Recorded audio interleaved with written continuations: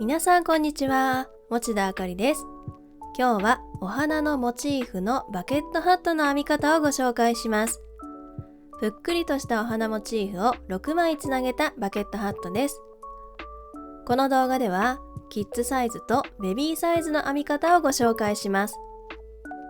お揃いのデザインで大人サイズもありますので、ご家族でお揃いアイテムを楽しむことができます。できるだけ丁寧に説明していきますので、ぜひ動画を見ながら一緒に編んでみてください。それでは、スタート！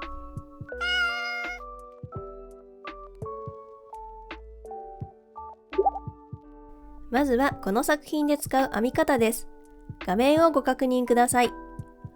今回はいろいろな編み方を使いますが、それぞれの編み方は動画の中で説明していますので、編んだことがない編み方があっても安心してチャレンジしてみてください。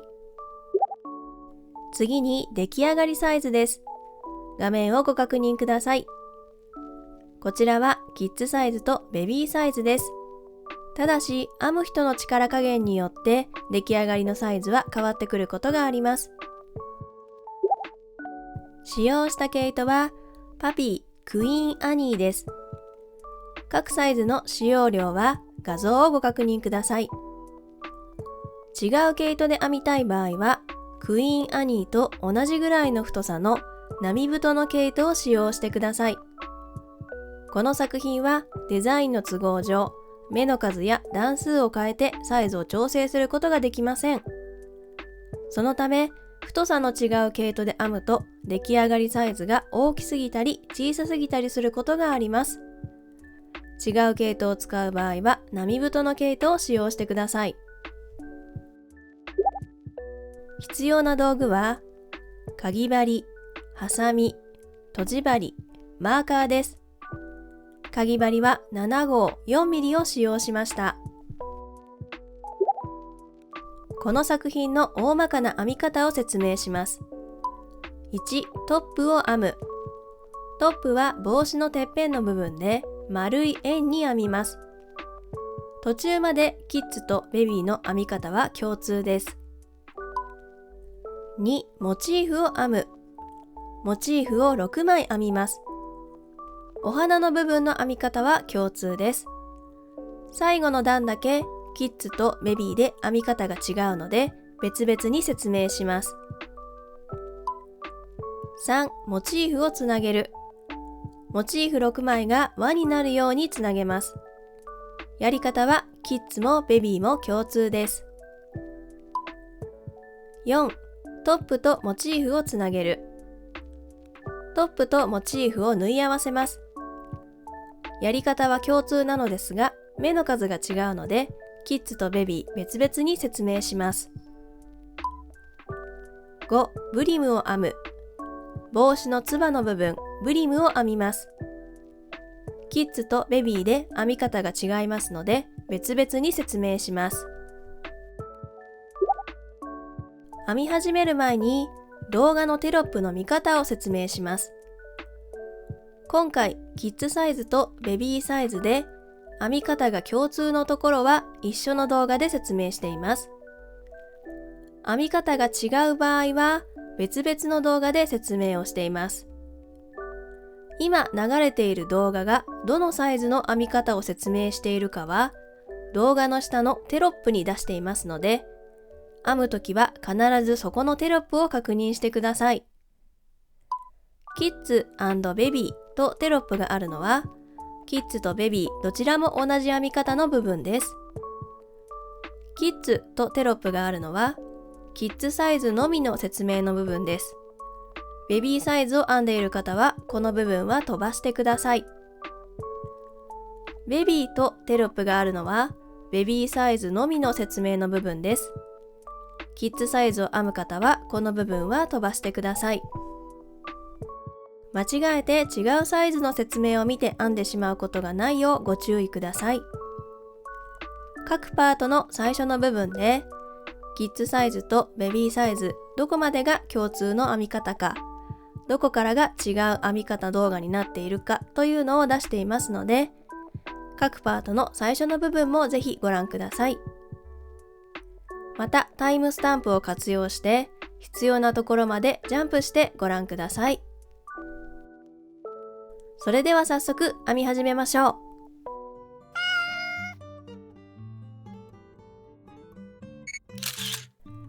トップを編みます。6段目まではキッズとベビー共通です。キッズのみ7段目まで編みます。最後の閉じ方は共通です。トップを編みます。輪の作り目をします。左手の2本の指に2回毛糸を巻きつけます。2回巻いたら一度右手に持ち替えて毛糸玉につながっている糸を左手にかけます。左手の親指と薬指で輪の部分を挟んで持ってください。かぎ針を持ってきて輪の中に針を入れます。かぎ針で押すようにして針に糸をかけて輪の中から引き出します。もう一度針に糸をかけて針にかかっているループから引き抜きます。少し引っ張って引き締めます。これで輪の作り目ができました。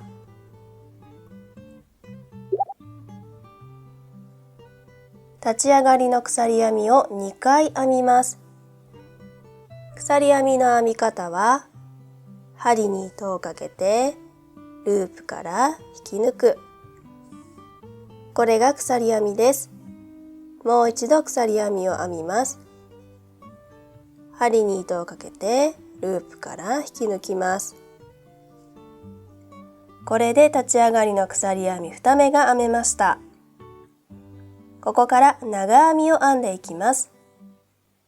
長編みを編む場合、一般的には立ち上がりの鎖編みは3回編んで、その鎖3目を最初の1目と数えるのですが、今回は変則的に立ち上がりを鎖編み2目にして、この2目は目の数にカウントせず無視して編んでいきます。それでは長編みを12回編みます。輪の部分がなるべく小さくなるように持っておくと編みやすくなります。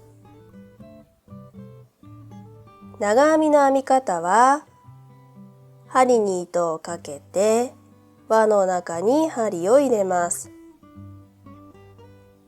針に糸をかけて輪から引き出します。針に3本糸がかかっている状態になりました。針に糸をかけて3本のうち2本のループから引き抜きます。もう一度針に糸をかけて残った2本のループを引き抜きます。これで長編みが1目編めました。最初の長編みが編めたらこの目にマーカーをつけておきます。マーカーをつけるときはかぎ針の一番近くにある V 字のように見える部分につけてください。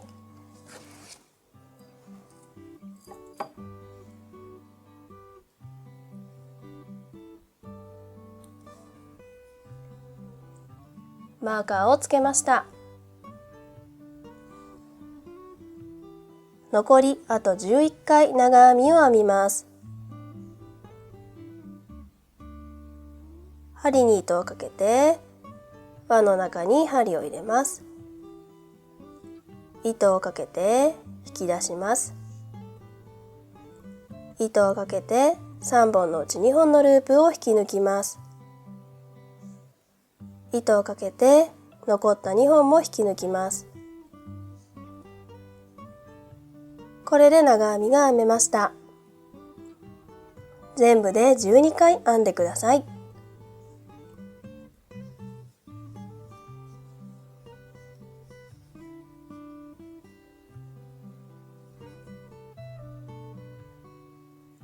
長編みを12回編み終わりました。何目編んだか目の数を数えるときは、長編みのてっぺんにあるこの V 字のように見えるところを数えてください。この V 字1つが1目です。マーカーがついているのが一番最初の1目目なので、ここから数えて12個分あれば OK です。真ん中の輪を引き締めます。針にかかっている糸を少し引き出してかぎ針を抜いておきます。あらかじめ少し目を寄せておくと引き締めやすくなります。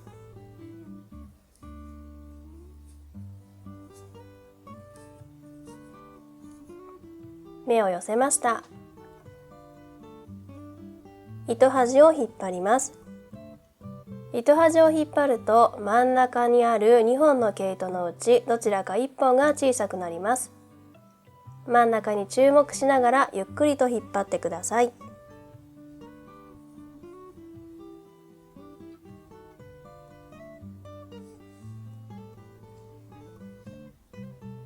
真ん中の毛糸のうち片方が小さくなりました。小さくなった方の毛糸を引っ張ります。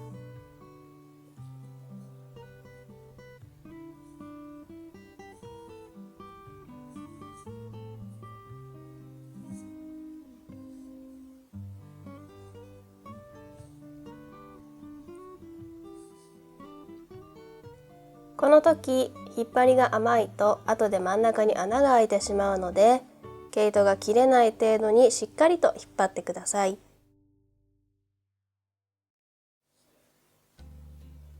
十分引っ張ったらもう一度糸端を引っ張ります。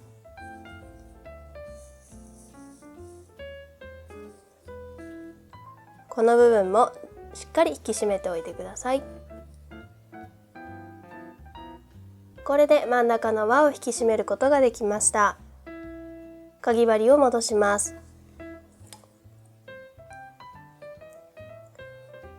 かぎ針を戻すときは、糸を引いたときに動く方の毛糸が針の手前に来るようにしておいてください。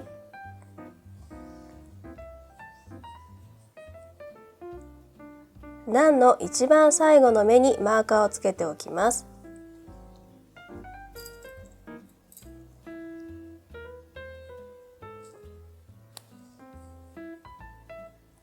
一番最後の目にマーカーをつけました。一番最初に編んだ目に引き抜き編みをします。マーカーがついているのが最初の1目目ですので、マーカーを外してこのマーカーがついているのと同じ場所に針を入れます。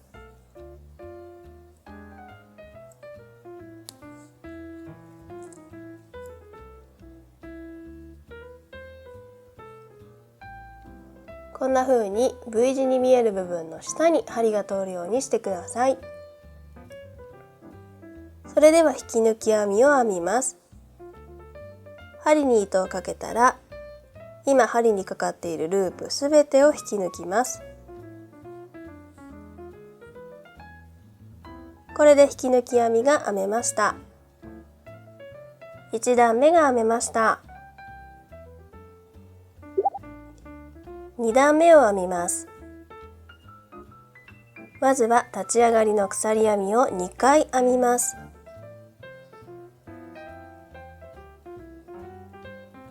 鎖編み2回編めました。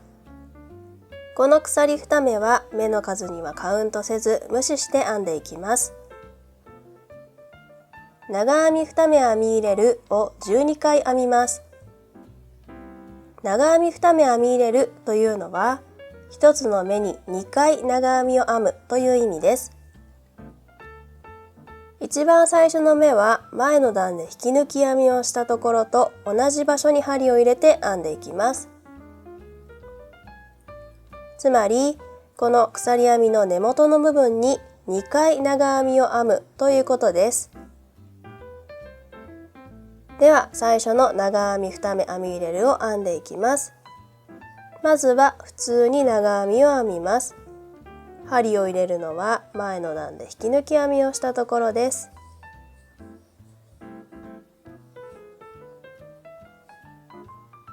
最初の目を編んだらマーカーをつけておきます。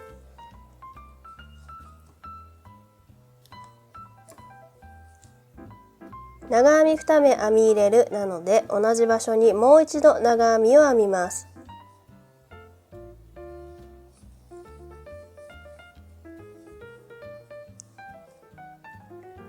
1つの目に長編みを2回編んで、これで長編み2目編み入れるが1回編めたということになります。同じ要領であと11回編んでいきます。次の目のところに長編みをまずは1回、そして同じ場所に針を入れてもう一度長編みを編みます。これでまた長編み2目編み入れるが1回編めたということになります。全部で12回長編み2目編み入れるを編んでください。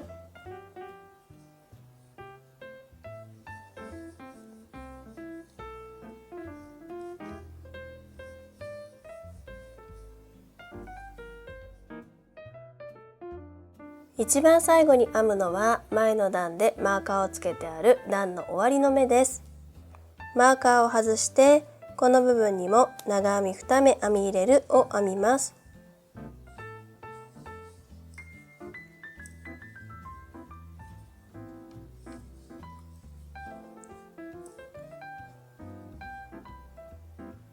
最後の目を編んだらまたマーカーをつけておいてください。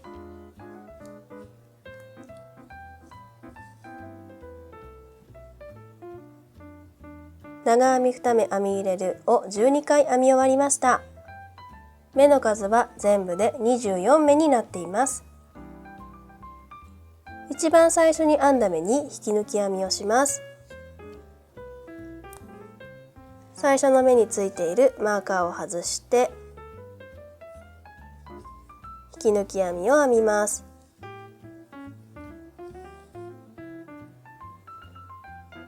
これで2段目が編めました。3段目を編みます。立ち上がりの鎖編みを2回編みます。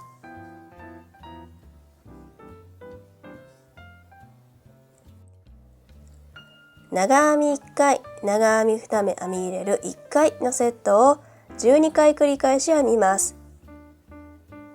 まずは長編みを1回編みます。一番最初の目は前の段で引き抜き編みをしたのと同じところに編みます。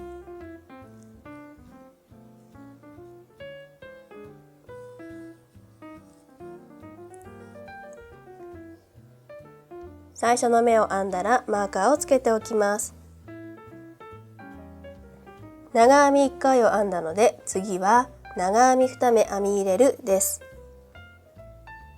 次の目に長編みを2回編むということです。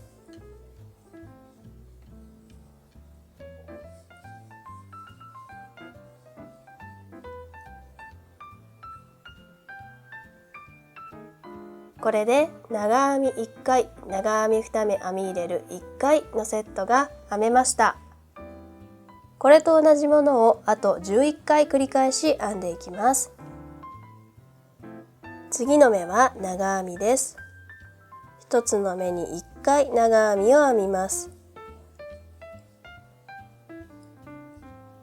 その次は長編み2目編み入れるです。1つの目に2回長編みを編みます。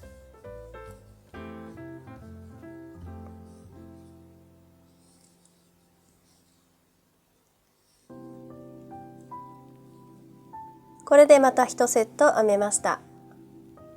全部で12回繰り返し編んでください。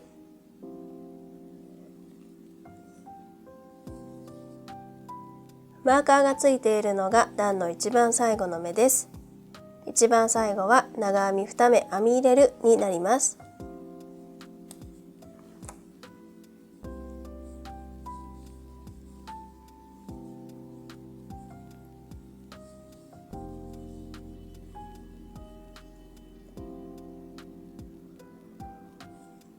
これで長編み1回、長編み2目編み入れる1回のセットを12回繰り返し編めました。一番最後の目にはマーカーをつけておいてください。段の最初の目に引き抜き編みをします。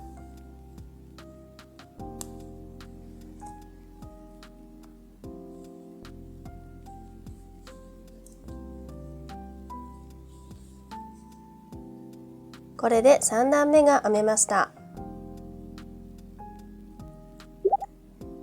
4段目を編みます。立ち上がりの鎖編みを2回編みます。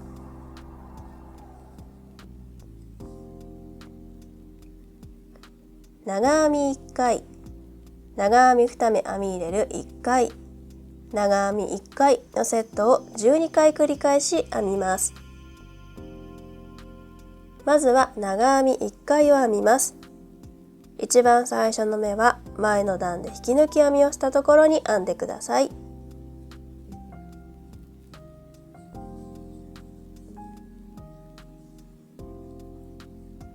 段の最初の目にはマーカーをつけておきます。今長編み1回編んだので、次の目は長編み2目編み入れるです。1つの目に2回長編みを編みます。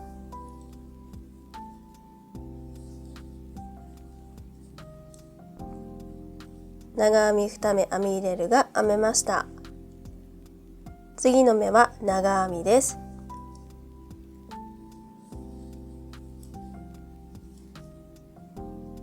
長編み1回編めました。これで長編み1回、長編み2目編み入れる1回、長編み1回のセットが1回編めました。これと同じものを残り11回編んでいきます。もう1セット編んでみます。まずは長編み、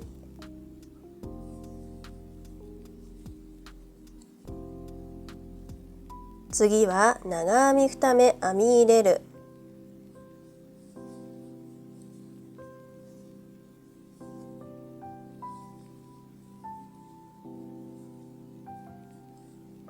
次は長編み、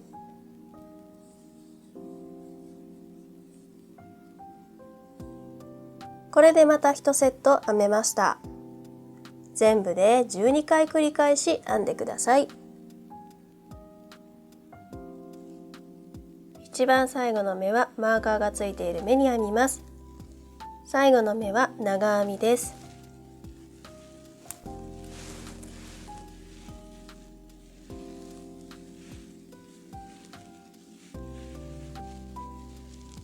一番最後の目を編んだらマーカーをつけておいてください。段の一番最初の目に引き抜き編みをします。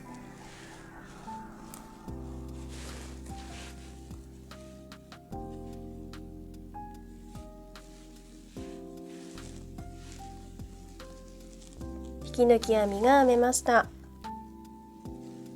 これで4段目が編めました。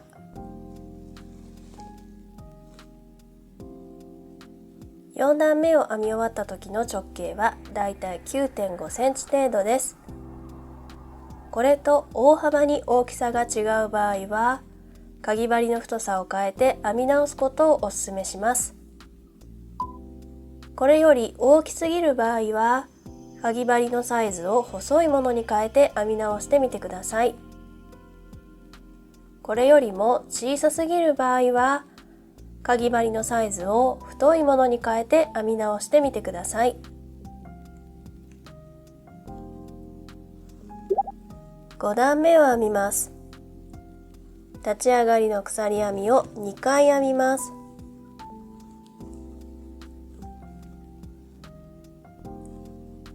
長編み3回、長編み2目編み入れる1回のセットを12回繰り返し編みます。まずは長編み3回です。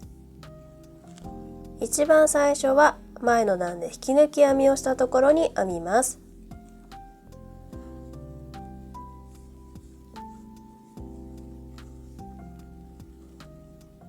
最初の目を編んだらマーカーをつけておいてください。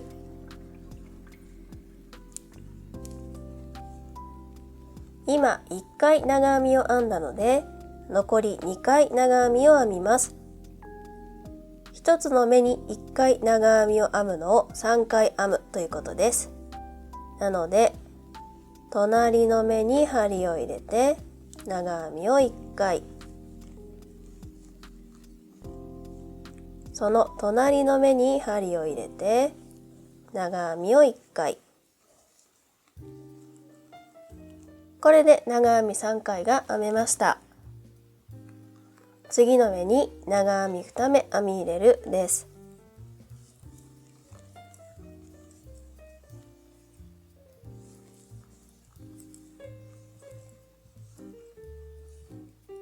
これで長編み3回、長編み2目編み入れる1回のセットが編めました。これと同じものを残り11回編んでください。もう1セット編んでみます。まず長編み3回です。次の目に長編み、その次の目にも長編み、その次の目も長編みです。これで長編み3回が編めました。次の目に長編み2目編み入れるです。同じ目に2回長編みを編みます。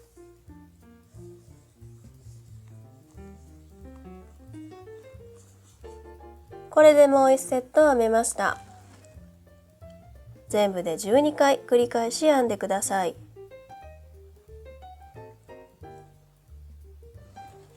一番最後の目は前の段のマーカーがついている目に編みます。一番最後は長編み2目編み入れるになります。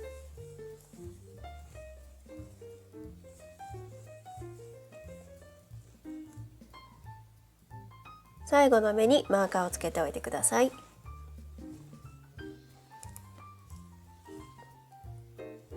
段の一番最初の目に引き抜き編みをします。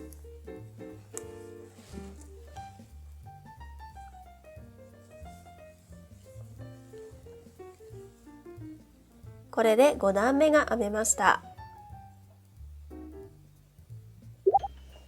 6段目を編みます。立ち上がりの鎖編みを2回編みます。長編み2回、長編み2目編み入れる1回、長編み2回のセットを12回繰り返し編みます。まずは長編みを2回編みます。最初の目は前の段で引き抜き編みをしたところに編みます。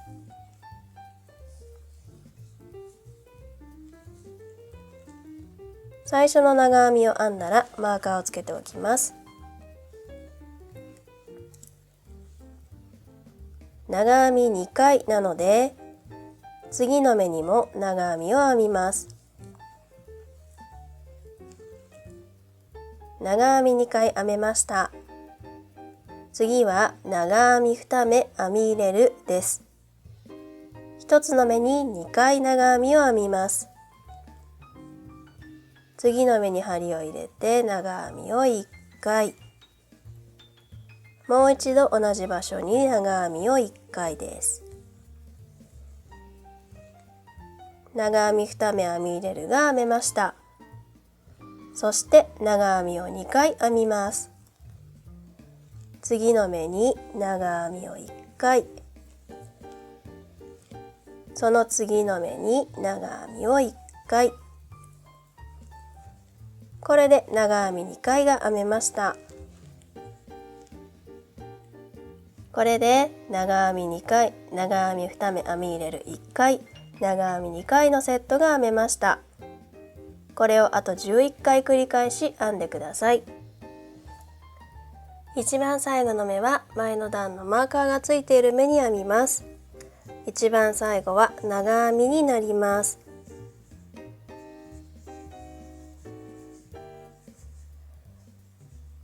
最後に編んだ目にマーカーをつけておきます。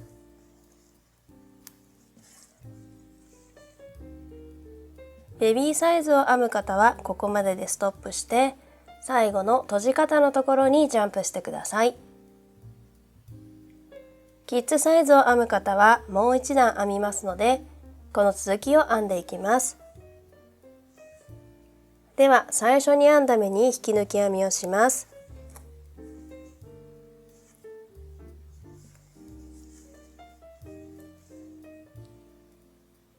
これで6段目が編めました。6段目まで編み終わった時の直径はだいたい 13.5 センチです。トップの直径 ×3.14 が帽子のサイズになりますので、かぶる方の頭のサイズと大きさが違いすぎないかを確認してください。直径を測ってみて、かぶる方の頭より小さすぎるなと感じる場合はもう一段編んでベビーサイズではなくキッズサイズを編んでみるのもおすすめです。7段目を編みます。立ち上がりの鎖編みを2回編みます。長編み5回、長編み2目編み入れる1回のセットを12回繰り返し編みます。まずは長編みを5回です。一番最初の目は前の段で引き抜き編みをしたところに編みます。最初の目を編んだらマーカーをつけておいてください。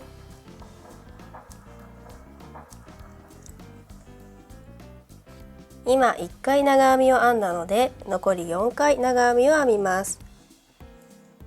隣の目に長編み、その次も長編み、その次も長編み、その次も長編みです。これで長編み5回が編めました。次の目に長編み2目編み入れるです。1つの目に2回長編みを編みます。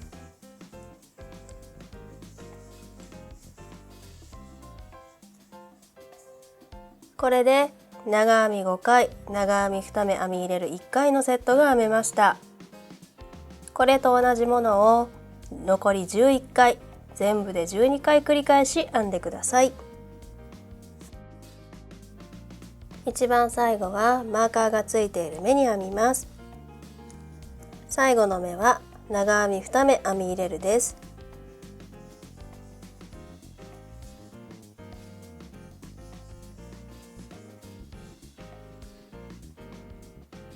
これで長編み5回、長編み2目編み入れる1回のセットを12回繰り返し編み終わりました。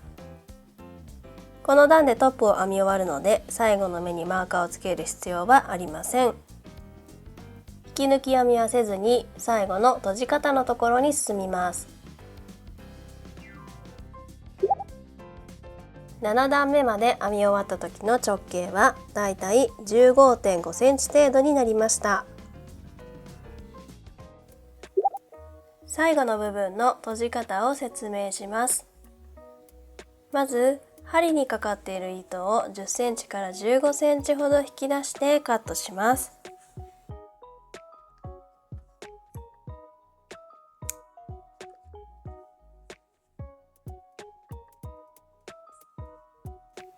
カットした糸をとじ針に通します。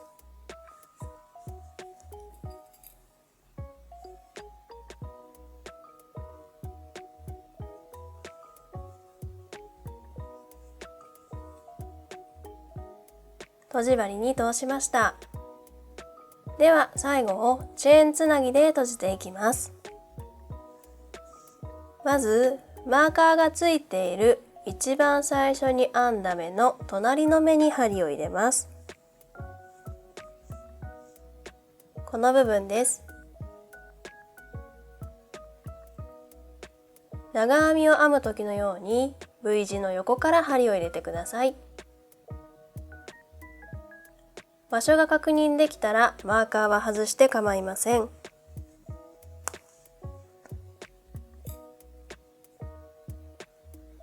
針を通して糸を引っ張ります。次にこの毛糸が出ている一番最後に編んだ長編みの頭に上から針を入れます。この部分です。上から針を入れ、裏側の毛糸にも針を入れておきます。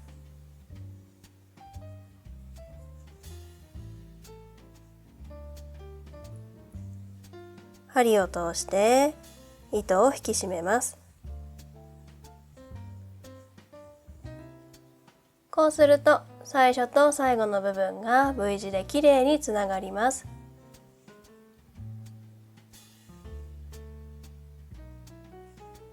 余った糸は裏面に糸始末をします。編み地を裏返して針が通せそうなところに糸を通していきます。どこに通すかは決まりはありませんので、だいたい10センチぐらい通すことができたら OK です。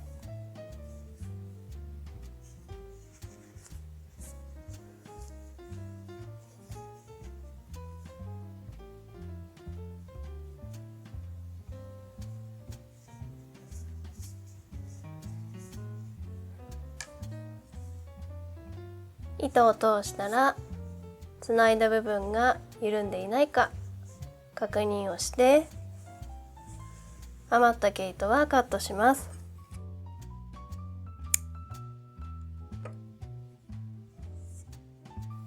編み始めに出ている毛糸も同じようにとじ針に通して糸始末しておいてください。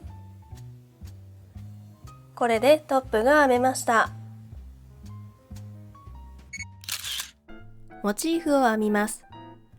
2段目までキッズとベビーは共通です。3段目から編み終わりまではキッズとベビー別々に説明します。モチーフを編みます。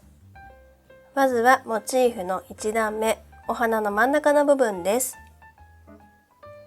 輪の作り目をします。左手の2本の指に2回毛糸を巻きつけます。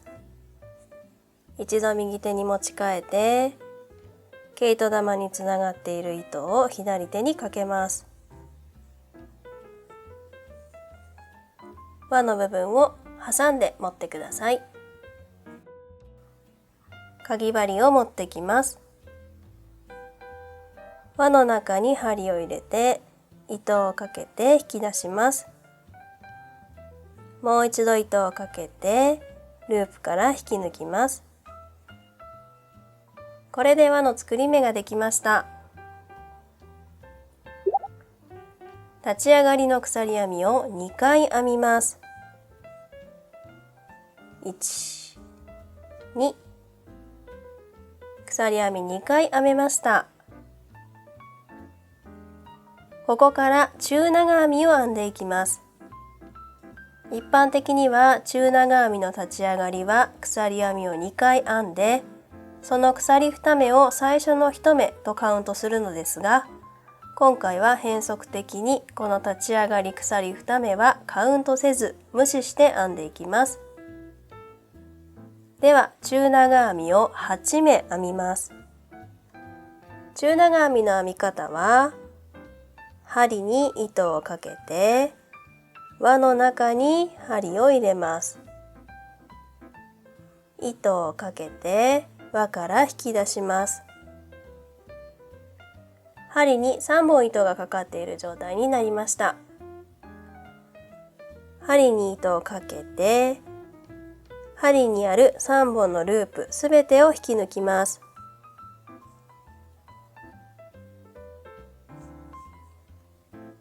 これで中長編みが編めました。一番最初の目にマーカーをつけておきます。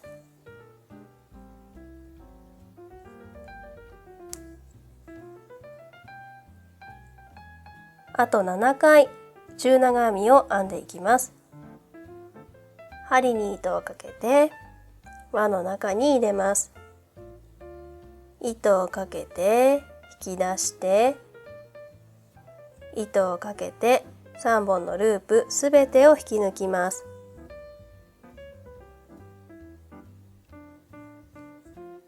これでまた1目編めました。残り6回、全部で8回中長編みを編んでください。8回中長編みを編み終わりました。真ん中の輪を引き締めます。やり方はトップの時と同じです。針にかかっている糸を少し引き出して針を抜いておきます。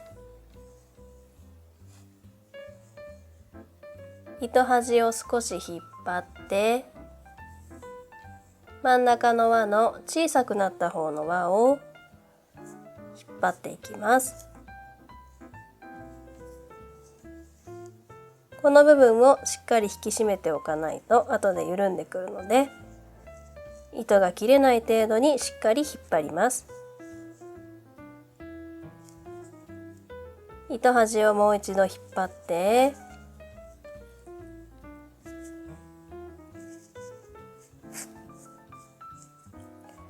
真ん中の輪が小さくなるようにします。これで輪を引き締めることができました。かぎ針を戻します。かぎ針を戻すときは糸を引いたとき動く方の糸が手前に来るようにしておきます。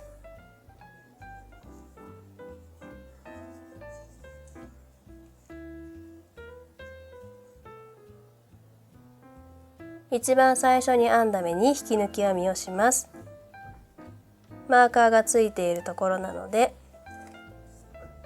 マーカーがついていたのと同じところに針を入れて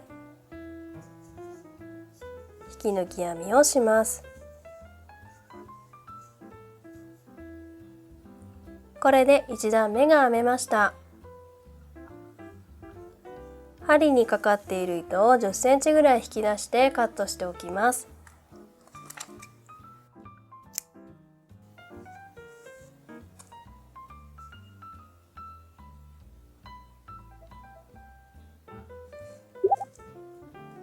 2段目、花びらの部分を編んでいきます。まずは毛糸をつないでいきます。1段目の終わりで引き抜き編みをしたとき、針を入れたのと同じ場所にもう一度かぎ針を入れます。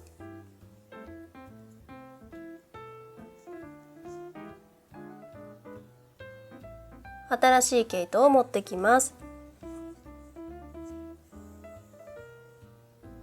花びらの毛糸は糸始末をするために糸端を10センチほど残した状態で使い始めます。編み地と糸端を左手で挟んで持ち、糸をかけて引き出します。これで毛糸がつきました。立ち上がりの鎖編みを4回編みます。一番最初の1回目の鎖編みを編んだら、この段の糸の糸端を右側に渡しておくと緩みにくくなってきれいに仕上がります。残り3回鎖編みを編みます。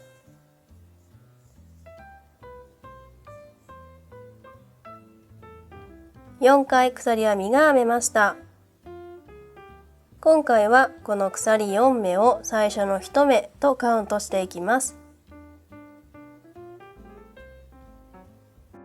同じ場所に長々編みを3回編み、最初の目を含めてパプコン編みにしていきます。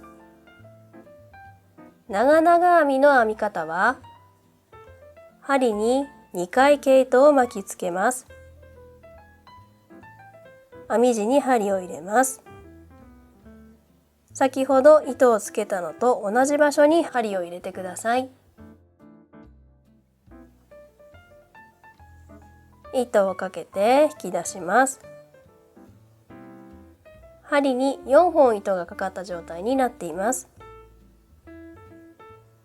針に糸をかけて、針先から2本分のループだけ引き抜きます。ループが3本になりました。糸をかけて、また針先から2本分のループだけ引き抜きます。ループが2本になりました。最後に針に糸をかけて、残った2本のループを引き抜きます。これが長々編みです。あと2回同じものを編みます。針に2回糸を巻きつけて、また同じ場所に針を入れます。糸をかけて引き出します。4本ループがかかった状態になりました。糸をかけて2本引き抜く。糸をかけて2本引き抜く。もう一度糸をかけて最後の2本を引き抜く。これでまた長々編みが編めました。あと1回同じものを編んでください。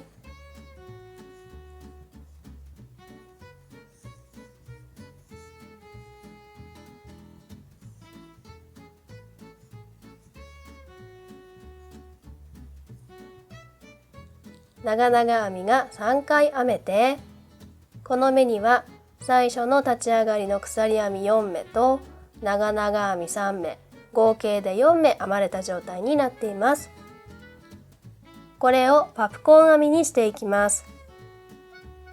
まず針にかかっている糸を少し引き出してほどけないようにして針を抜きます。立ち上がりの鎖編み4目目のところに針を入れます。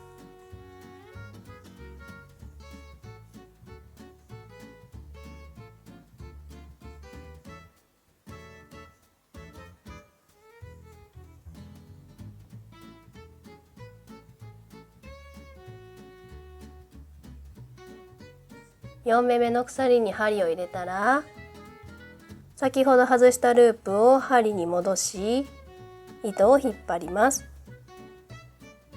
この時も糸を引いた時、動く方の毛糸が手前に来るようにしておきます。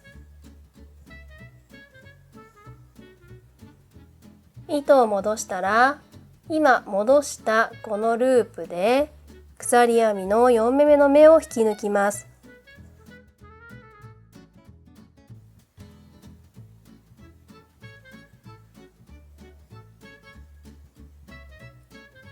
引き抜きました。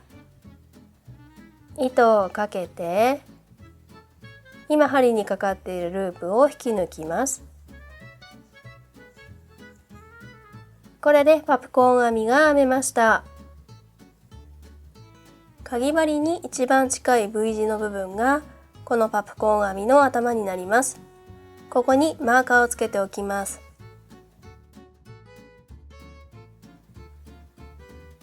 鎖編みを3回編みます。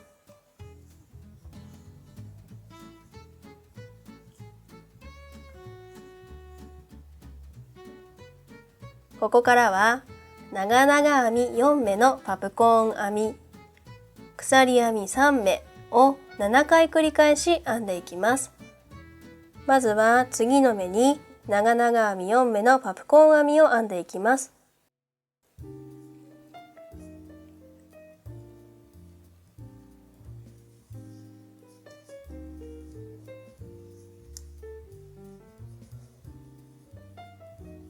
1回、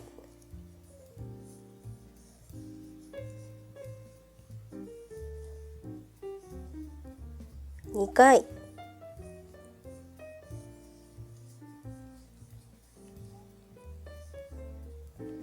3回、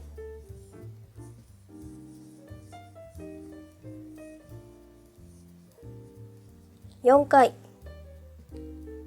一つの目に4回長々編みが編めました。これをパプコン編みにしていきます。針にかかっている糸を少し引き出して針を抜き、今度は1目めの長々編みの頭に針を入れます。この部分です。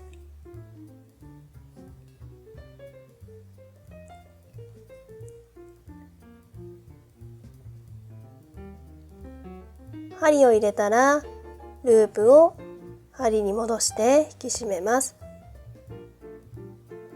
そして今戻したループで長々編み1目めの頭を引き抜きます。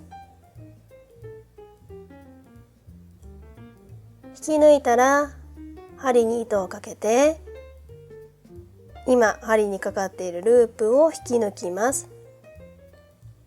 ここまでがパプコン編みです。鎖3目編みます。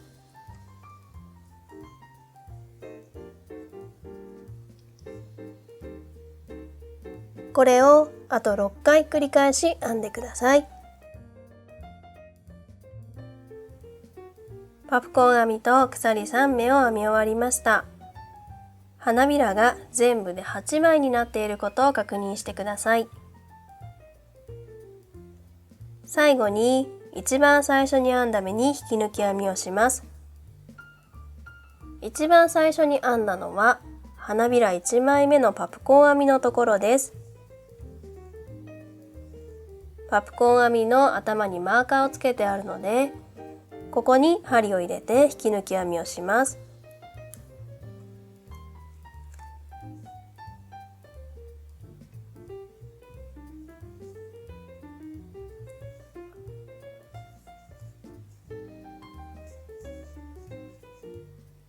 これで2段目が編めました。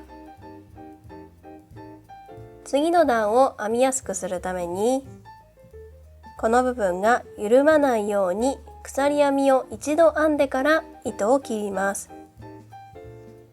鎖編みを1回編んで、糸を10センチぐらい引き出してカットします。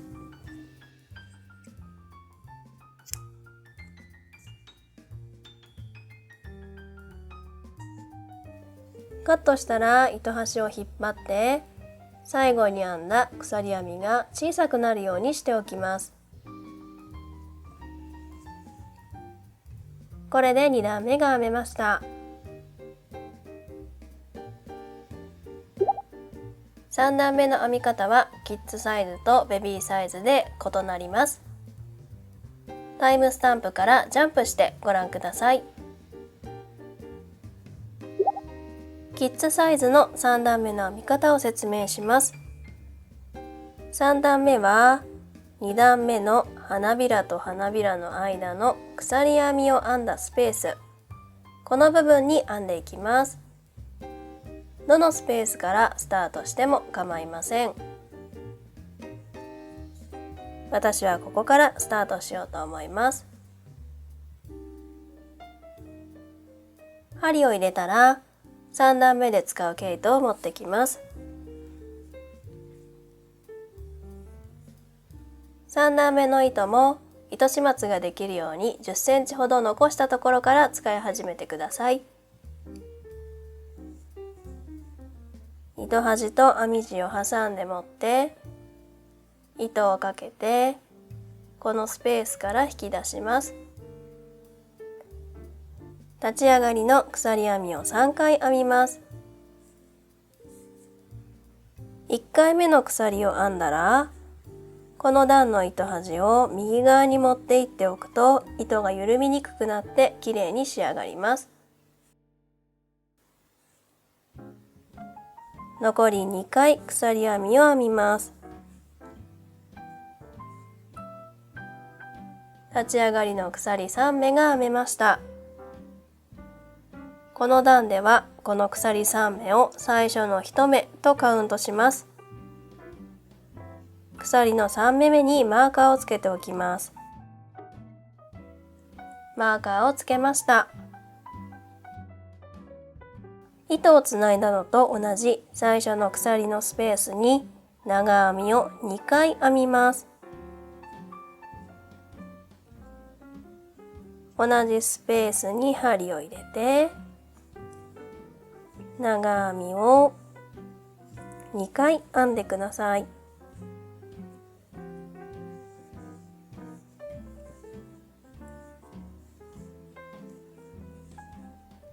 長編みを2回編めました。ここから先は長編み3回、鎖編み2回、長編み3回と長編み5回を繰り返して編んでいきます。では隣の花びらと花びらの間のスペースのところに長編み3回、鎖編み2回、長編み3回を編んでいきます。この時糸端を一緒に編みくるんでおくと糸始末をしなくてよくなるので後が楽になります。ではまず長編み3回を編みます。針に糸をかけて鎖編みのスペースに針を入れます。この時糸端を針の上に乗せておくと編みくるむことができます。糸端を乗せた状態で長編みの続きを編みます。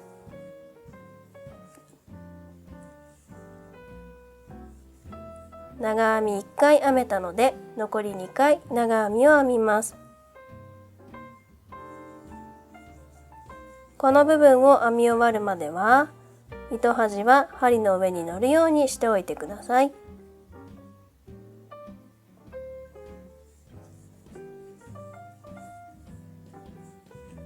長編み3回編めました。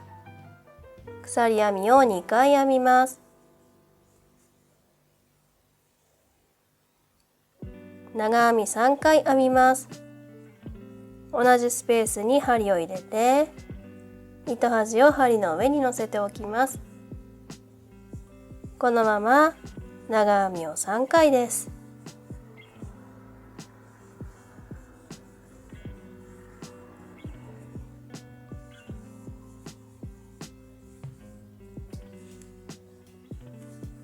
長編み3回、鎖2回、長編み3回編めました。この部分が角になります。では次の花びらと花びらの間のスペースに長編みを5回編みます。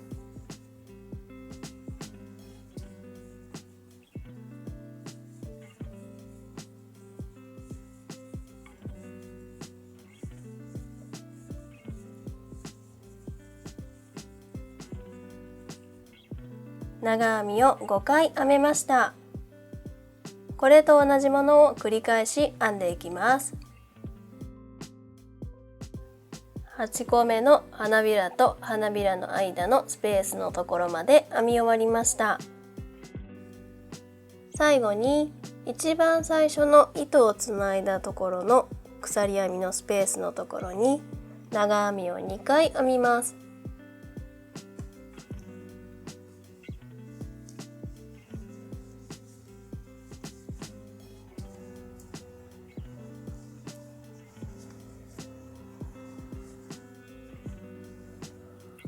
長編み2回編めました。これで一番最初のスペースのところにも5目編めたことになります。3段目が編めました。最後の部分はとじ針を使って閉じていきます。やり方はキッズサイズもベビーサイズも共通ですので、タイムスタンプでジャンプしてご覧ください。ベビーサイズの3段目を編んでいきます。3段目は花びらと花びらの間のこの鎖編みのスペースに編んでいきます。どこからスタートしても構いません。私はここからスタートしようと思います。針を入れたら3段目で使う毛糸を持ってきます。この時も糸始末ができるように10センチ程度糸端を残したところから使い始めてください。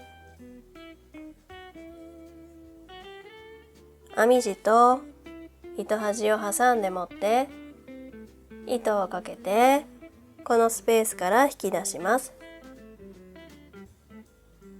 立ち上がりの鎖編みを3回編みます。1回目の鎖編みを編んだら、この段の糸端を右側に持っていっておくと、ここが緩みにくくなってきれいに仕上がります。あと2回鎖を編みます。鎖編み3回編めました。この段ではこの鎖編み3目を最初の1目とカウントします。鎖の3目目にマーカーをつけておきます。マーカーをつけました。最初のスペースに長編みを1回編みます。今糸をつないだのと同じこの場所に1回長編みを編んでください。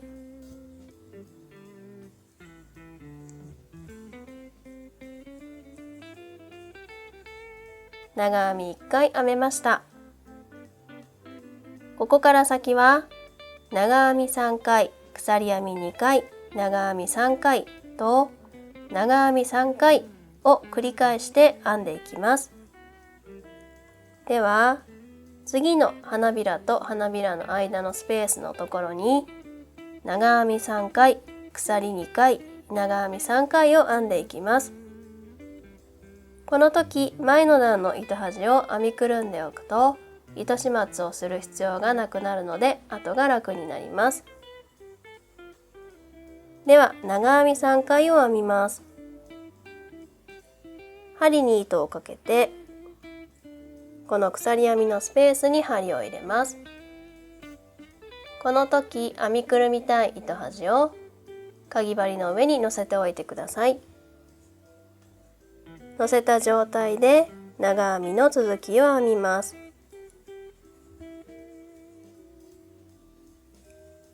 長編み1目編めました。あと2回編みます。この糸端はこの部分を編み終わるまでは毎回針の上に乗せておいてください。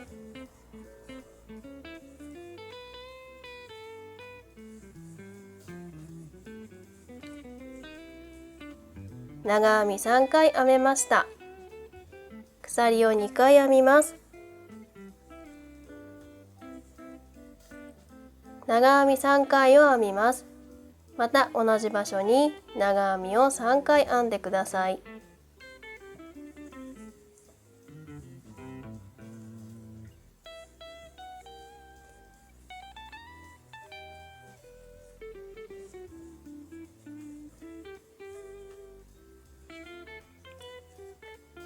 これで長編み3回、鎖編み2回、長編み3回が編めました。この部分がモチーフの角になります。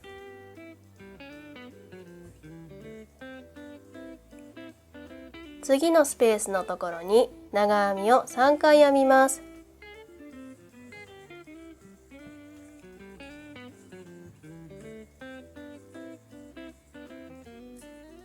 長編み3回が編めました。これを繰り返して編んでいってください。8個目の花びらと花びらの間のスペースのところまで編み終わりました。最後に一番最初のスペースのところに長編みを1回編みます。毛糸をつないだところです。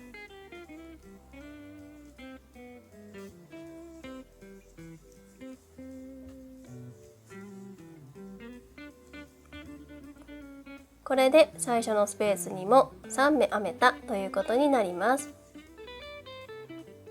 これで3段目が編めました。最後の部分はとじ針を使って閉じていきます。最後の部分の閉じ方を説明します。閉じ方はベビーサイズもキッズサイズも共通です。最後はとじ針で閉じるので、針にかかっている糸を10センチぐらい引き出してカットします。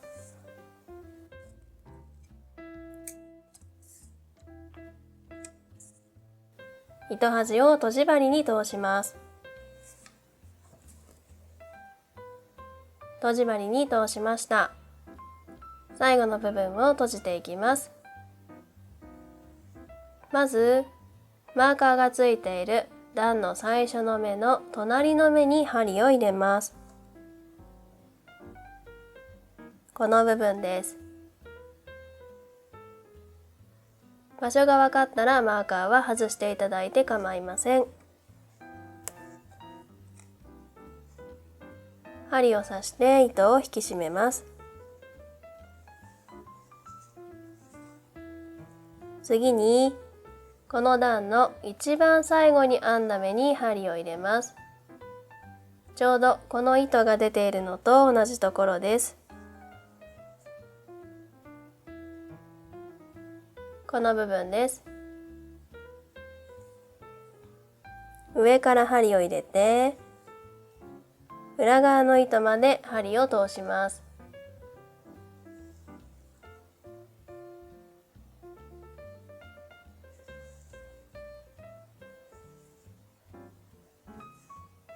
糸を引っ張って整えると最初と最後が V 字できれいにつながります。余った糸は裏面に糸始末します。適当なところに針を入れて5センチぐらい編み地の中に入れてください。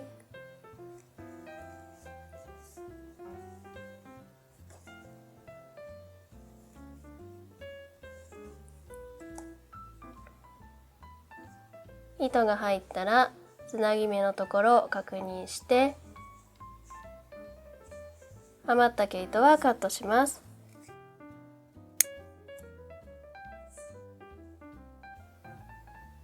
これで最後の部分を閉じることができました。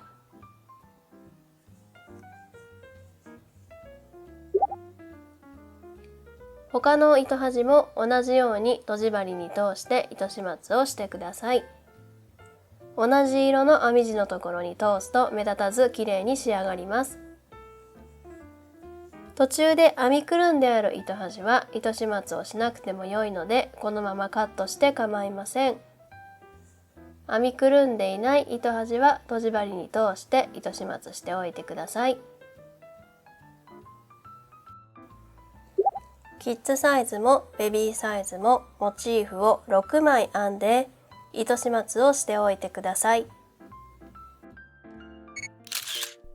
モチーフをつなぎます。やり方はキッズとベビー共通です。モチーフとモチーフをつないで輪にしていきます。30センチぐらい糸をカットしてとじ針に通しておきます。この角の部分からつなぎ始めて上に向かってつないでいきます。まずは左側のモチーフの角の鎖編み2目のうちこれからつないでいく方に近い方のこの鎖編みに針を入れます。 V 字の右側半分だけが針にかかるようにしてください。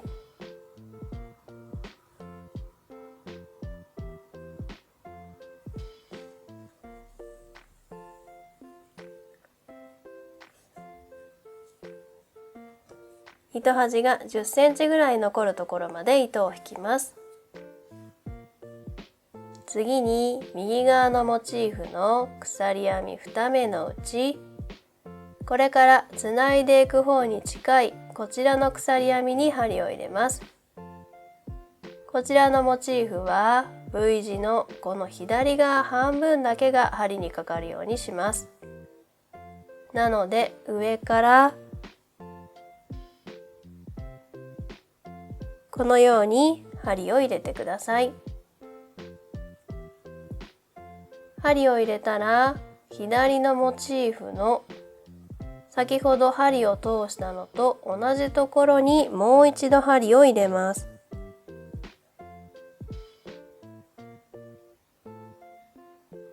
両方のモチーフの V 字の半分ずつを針にかけた状態です。針を通して糸を引きます。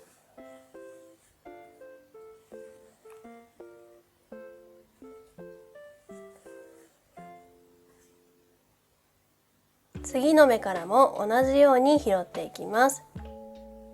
まずは右のモチーフの長編みの頭に上から針を入れて、半分だけ針にかかるようにします。左のモチーフの V 字を下から針を入れて、半分だけ針にかかるようにします。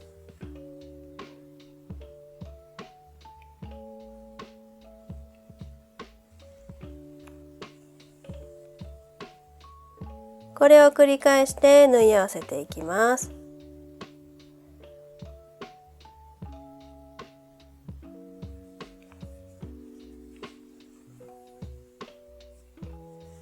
今は分かりやすいようにテーブルに置いて作業していますが、例えばこんな風に2枚を挟むようにして持ってこんな風に縫っていっても構いません。やりやすいやり方でやっていってください。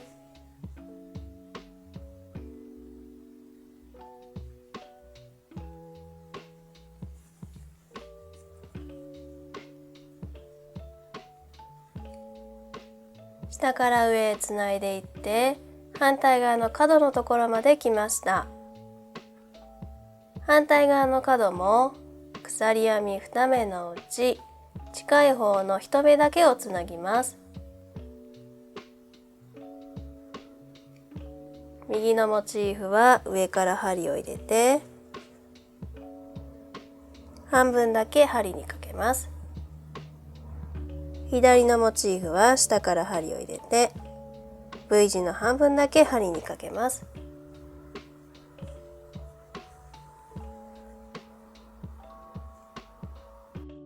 ここまで縫うことができたら、最後に右のモチーフの今針を通した角の鎖編みのところにもう一度針を入れます。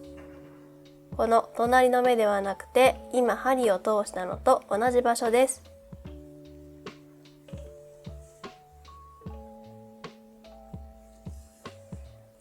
これでモチーフとモチーフをつなぐことができました。余った糸は裏面に糸始末します。編み地を返して適当な場所に針を入れて、このモチーフの半分ぐらいまで糸始末をしてください。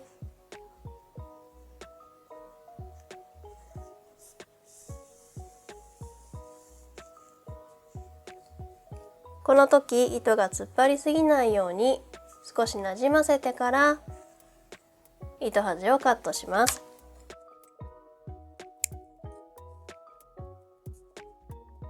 編み始めの糸端も同じように糸始末をしておいてください。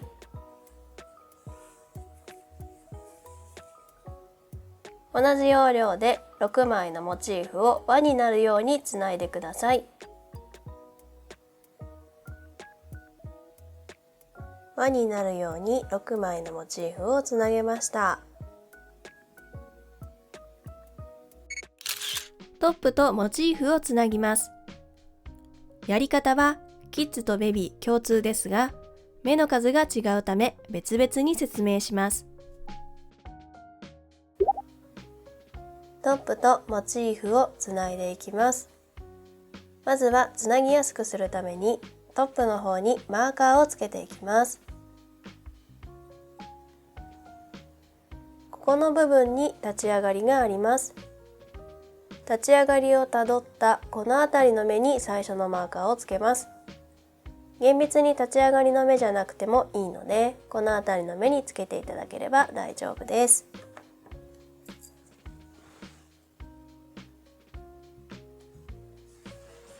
最初のマーカーをつけました。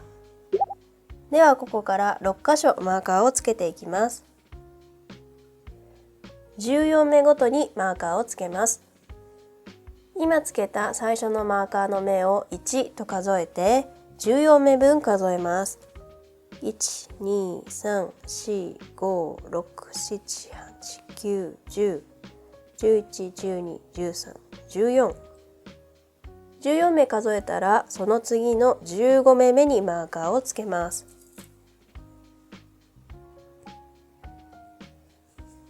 これで14目分マークすることができました。次もマーカーがついている目を1と数えて14目分カウントします。1,2,3,4,5,6,7,8,9,10,11,12,13,14 14目数えたらその次の15目目のところにマーカーをつけます。同じ要領で6箇所マーカーをつけてください。6箇所マーカーをつけ終わりました。5つ目のマーカーから最初のマーカーまでの間も14目になっていることを念のため確認してください。つなぐ部分の 1.5 倍から2倍ぐらいの長さ毛糸をカットしてとじ針に通しておいてください。それでは実際につないでいきます。モチーフのこの部分とこのマーカーからこのマーカーまでをつないでみます。まずはモチーフの角の鎖編み2目のうちつないでいない方の残っている鎖に針を入れます。下から針を入れて V 字の半分だけが針にかかるようにしてください。糸端が10センチぐらい残るところまで糸を引いてください。次にマーカーがついている目に針を入れます。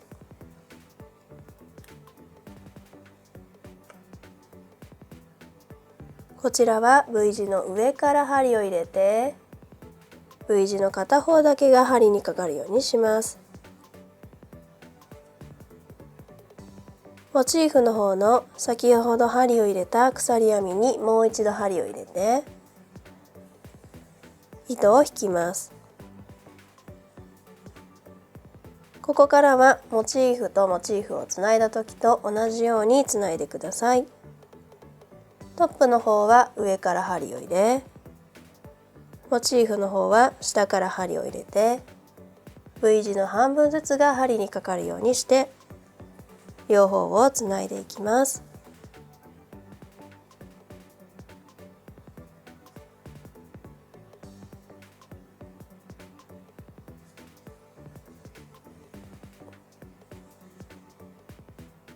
ここからつないできてモチーフの反対側の鎖編みまでつなぎ終わりました。トップの方はマーカーがついている目まであと1目残っています。この残った1目とモチーフの方のこのつなぎ目の部分をつないでいきます。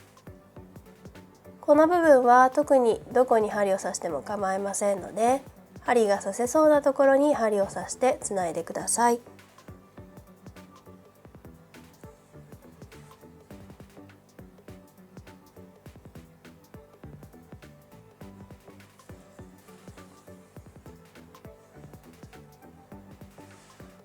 これでモチーフ1枚分つなぐことができました。次はこのマーカーがついている目と次のモチーフの角の鎖編みからスタートして同じ要領でつないでいきます。モチーフの一番端までつなげたら残りの1目はこの間の縫い目の部分につないでください。一周ぐるっと縫ってきて最後のモチーフの角の鎖までつなぎ終わりました。トップの方にあと1目残っているので最後の1目とモチーフとモチーフの間の部分をつなぎます。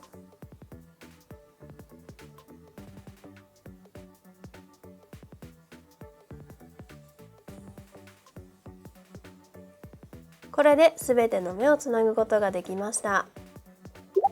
糸始末をしていきます。まず適当な場所に針を刺してこの糸を裏側に持っていきます。裏側に糸を出したら編み地を返します。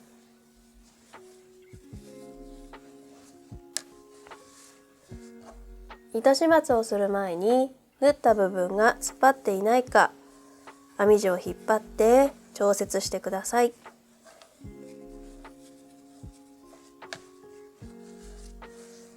大丈夫そうだったら最初の糸端と最後の糸端を軽く結んでから糸始末します。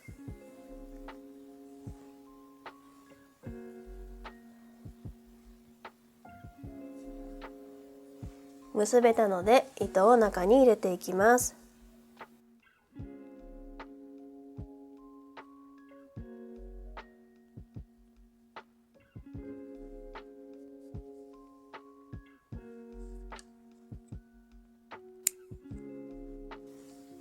反対側の糸も糸始末してください。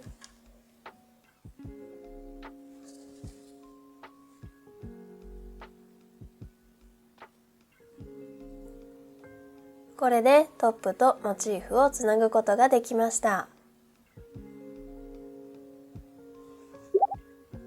トップとモチーフをつないでいきます。まずはつなぐとき分かりやすくするためにトップにマーカーをつけていきます。この部分に立ち上がりがあります。立ち上がりあたりの目に最初のマーカーをつけます。必ず立ち上がりの目でなくてはいけないわけではないので、このあたりにマーカーがついていれば OK です。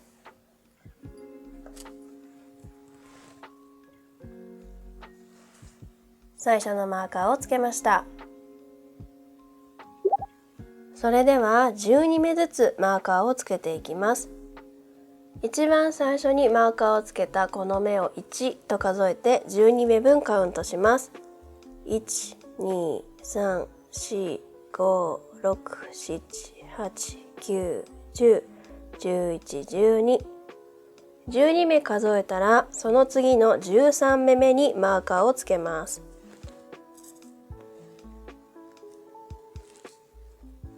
次からも同じようにマーカーをつけた目を1と数えて12目分数えます。1、2、3、4、5、6、7、8、9、10、11、12。そしてその次の13目目にまたマーカーをつけます。同じ要領で6箇所マーカーをつけてください。6箇所マーカーをつけられました。5つ目のマーカーから最初のマーカーまでの間も12目になっていることを念のため確認しておいてください。つなぐ部分の 1.5 倍から2倍ぐらいの長さ毛糸をカットしてとじ針に通しておいてください。それではつないでいきます。このモチーフの部分とここからここまでをつないでいきます。まずはモチーフの方の角の鎖編み2目のうちまだつないでいない方の鎖に針を入れます。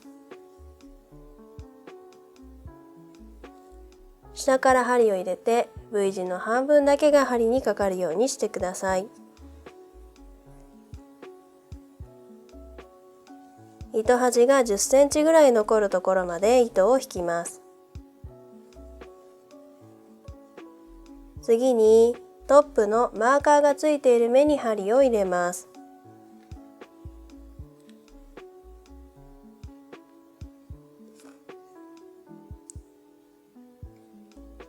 V 字の上から針を入れて V 字の半分だけが針にかかるようにしてください。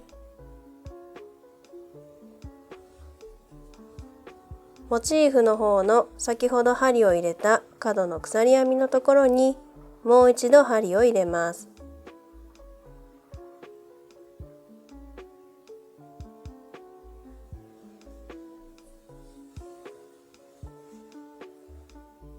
これで最初の目がつながりました。ここからはモチーフとモチーフをつないだ時と同じ要領でつないでいきます。トップの方は上から針を入れて V 字の半分だけが針にかかるようにします。モチーフの方は下から針を入れて V 字の半分だけが針にかかるようにします。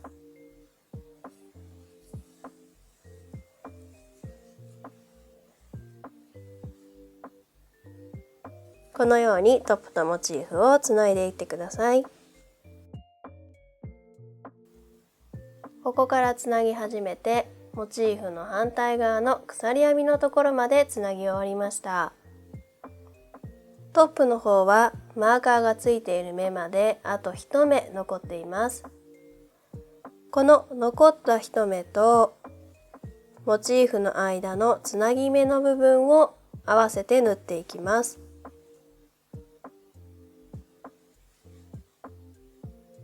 つなぎ目の部分はどこに針を入れても構いませんので、針が入れられそうなところに入れて縫い合わせていってください。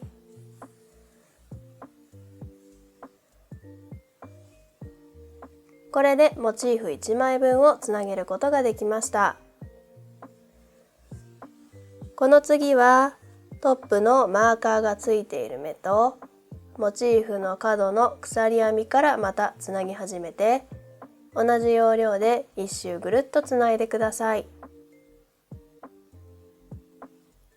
1周ぐるっと縫ってきました。最後のモチーフの角の鎖編みのところまでつなぎ終わっています。トップの方はあと1目残っています。この最後の1目とモチーフとモチーフの間のつなぎ目を縫い合わせていきます。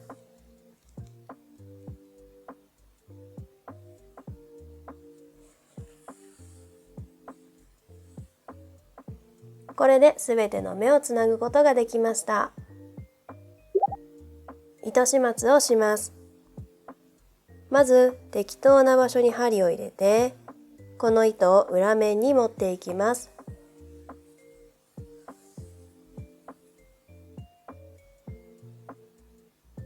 裏面に糸を持っていったら編み地を裏に返します。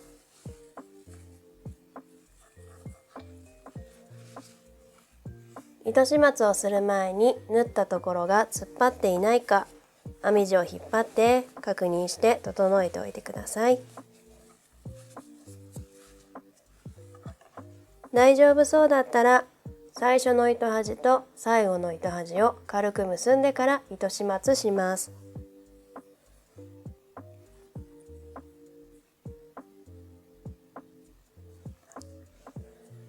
結べたら適当な場所に針を入れて糸を糸始末していきます。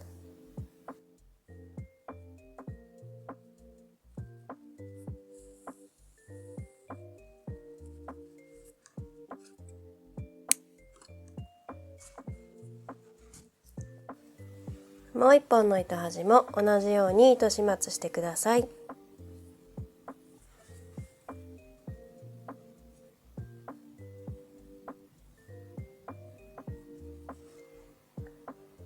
これでトップとモチーフをつなぐことができました。ブリムを編みます。キッズとベビーで編み方が異なりますので別々に説明します。キッズサイズのブリムを編んでいきます。トップの立ち上がりをたどったこの部分から編み始めると綺麗に仕上がります。ではブリムの1段目を編みます。立ち上がりをたどったこの縫い目の部分に針を入れて毛糸をつないでいきます。針を入れたら毛糸を持ってきます。糸端を10センチぐらい残してください。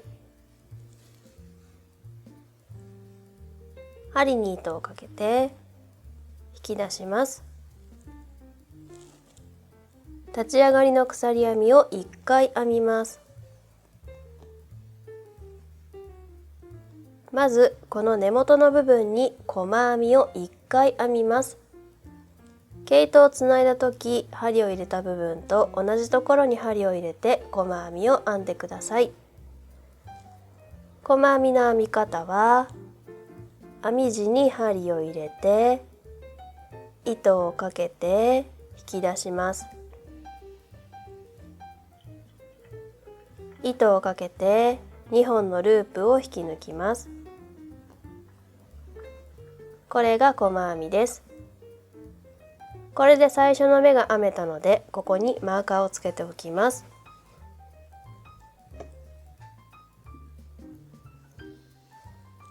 ここからモチーフの目を拾って細編みを編んでいきます。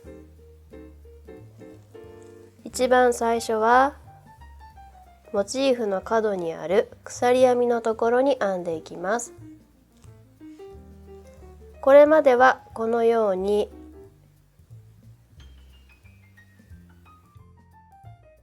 V 字の下の部分に針を入れて編んでいましたが、この段では V 字の真ん中から針を入れて向こう半目だけを針にかけて編んでいきます。この状態で細編みを編みます。針に糸をかけて引き出して、もう一度針に糸をかけて2本のループを引き抜きます。これで1目細編みが編めました。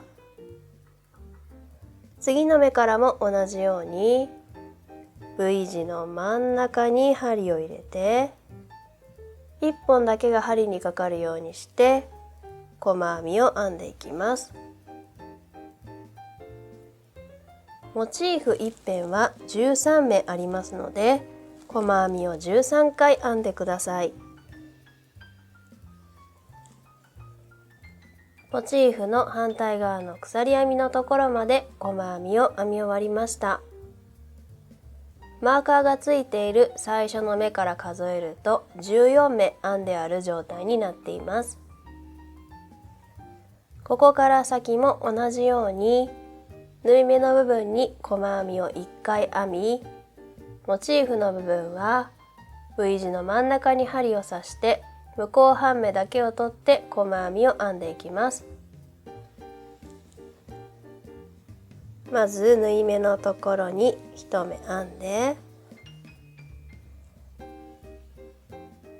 モチーフの部分は V 字の真ん中に針を入れて向こう側の毛糸1本だけを針にかけて細編みを編んでいきます。モチーフは13目なので細編みを13回編みます。これを段の終わりまで繰り返して編んでいってください。一周ぐるっと編んできて、一番最後のモチーフの角の鎖編みまで細編みを編み終わりました。この目が段の最後の目になります。ですのでこの目にマーカーをつけておきます。最初の目につけたマーカーから最後の目につけたマーカーまでは84目になっているはずです。念のため数を数えておいてください。数が確認できたら最初の目に引き抜き編みをします。マーカーを外してこの目に針を入れて引き抜き編みをします。これでブリムの1段目が編めました。2段目を編みます。立ち上がりの鎖編みを2回編みます。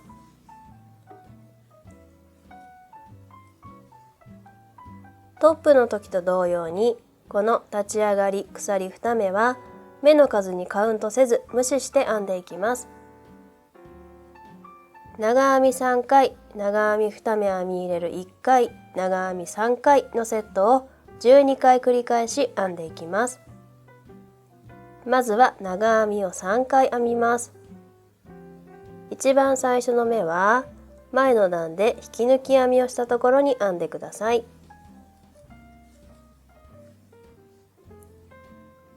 一番最初に編んだ目にマーカーをつけておきます。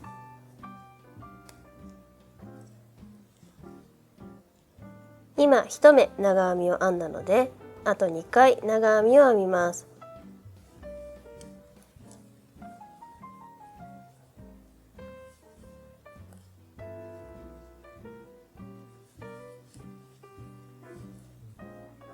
長編み3回編めました。次の目に長編み2目編み入れるです。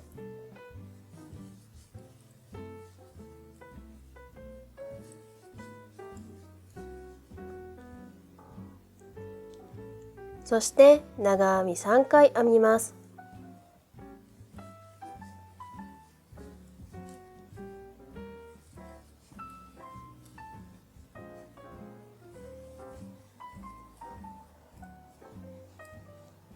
これで長編み3回、長編み2目編み入れる1回、長編み3回のセットが編めました。これと同じものをあと11回、全部で12回編んでください。最後の目は前の段のマーカーがついている目に編みます。最後は長編みです。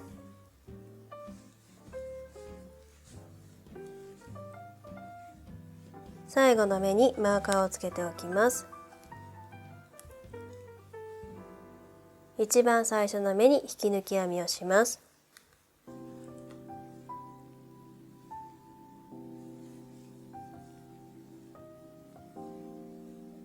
これで2段目が編めました。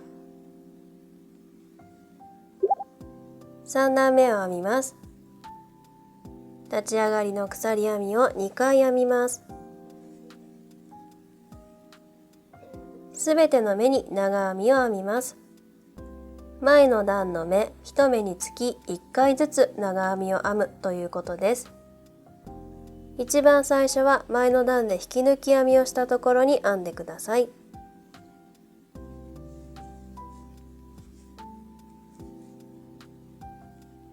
最初の目にマーカーをつけておきます。ここからは1つの目につき1回ずつ長編みを編んでいきます。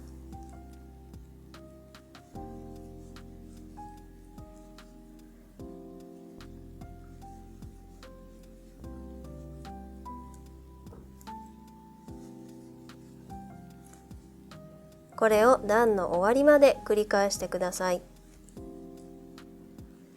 最後の目は前の段のマーカーがついている目に編みます。最後も長編みです。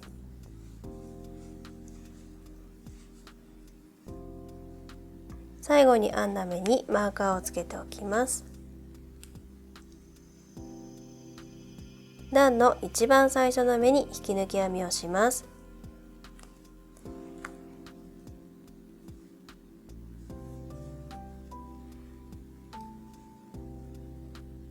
これで3段目が編めました。4段目を編みます。立ち上がりの鎖編みを2回編みます。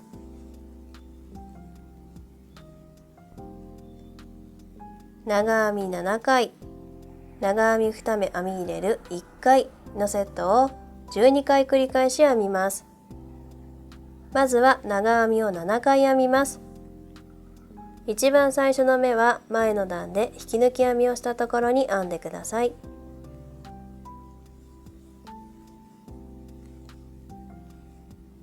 最初の目を編んだらマーカーをつけておきます。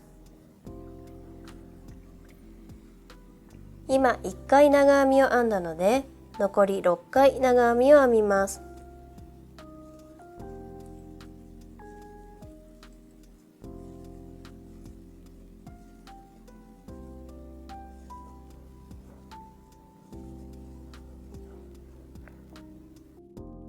長編みを7回編みました。次の目に長編み2目編み入れるです。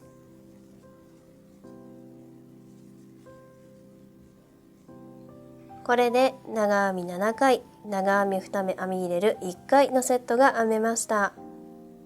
これを全部で12回繰り返し編んでください。最後の目は前の段のマーカーがついている目に編みます。最後は長編み2目編み入れるです。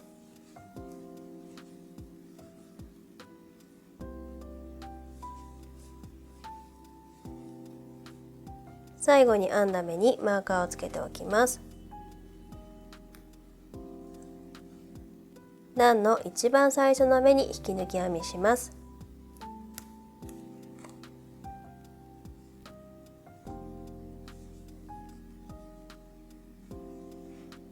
これで4段目が編めました。5段目を編みます。立ち上がりの鎖編みを1回編みます。立ち上がりの根元のところに細編みを1回編みます。前の段で引き抜き編みをした時、針を入れたのと同じところです。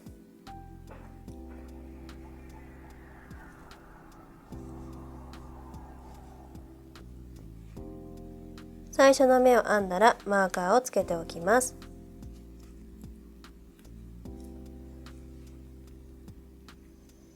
2目飛ばして長編み6目編み入れるを編みます。これは1、2、3目目、2目飛ばした3目目のところに長編みを6回編むということです。この3目目の目に長編みを6回編みます。1、2、3、4、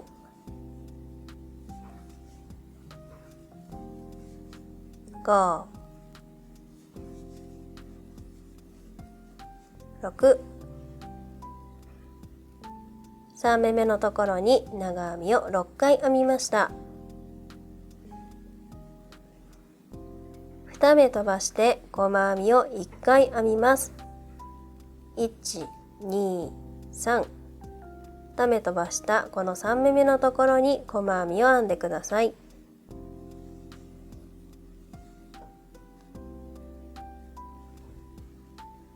これで模様が1つ編めました。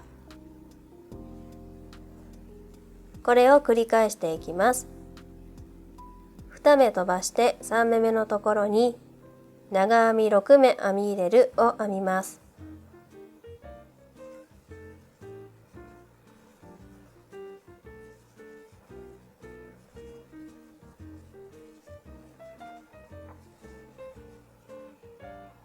長編みを6回編みました。また2目飛ばして3目目のところに細編みを編みます。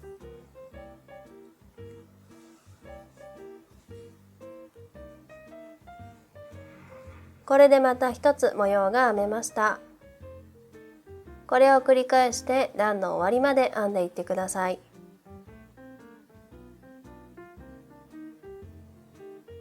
1周ぐるっと編んできました。最後は長編み6目編み入れるを編んだ後、残り2目残った状態になると思います。ここまで編んだら一番最初の目に引き抜き編みをします。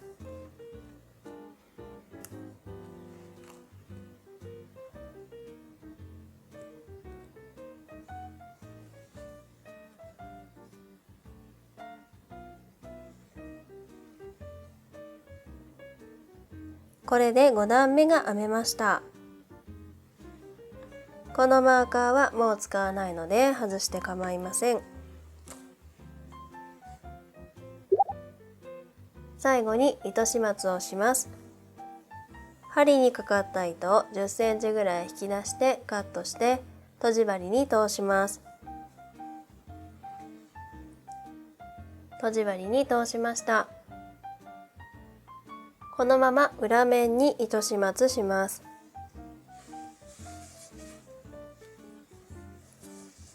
編み地を裏に返して適当なところに針を入れて5センチから10センチぐらい糸始末してください。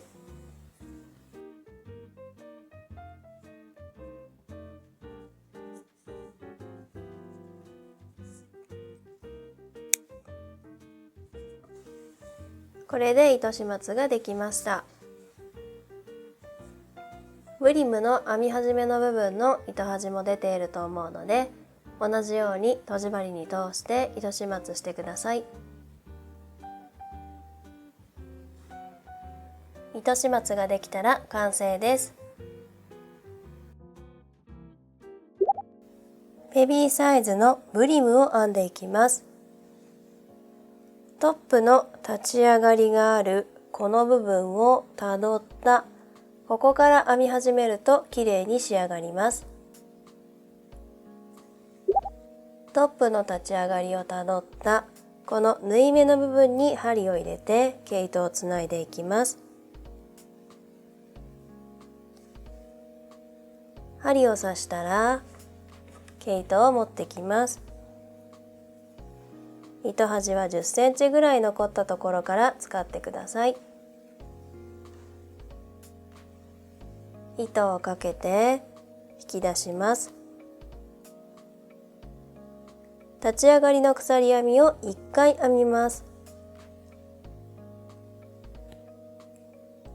まずこの根元の部分に細編みを1回編みます。今針を刺したのと同じ場所に刺せば OK です。細編みの編み方は、まず編み地に針を入れます。糸をかけて引き出します。糸をかけて2本のループを引き抜きます。これが細編みです。この細編みが最初の目になるのでマーカーをつけておきます。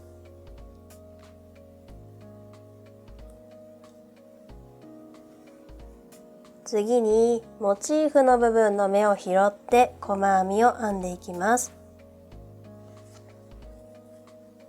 一番最初はモチーフの角にある鎖編みに細編みを編んでいきます。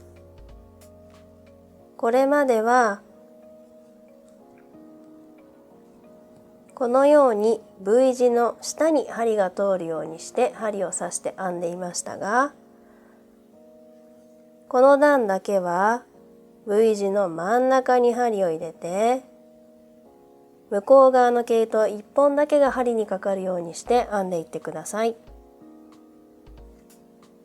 このまま細編みを編みます。糸をかけて引き出して、もう一度糸をかけて2本のループを引き抜きます。これで1目向こう半目の細編みが編めました。この先も同じように長編みの頭の V 字に上から針を入れて1本だけが針にかかるようにして細編みを編みます。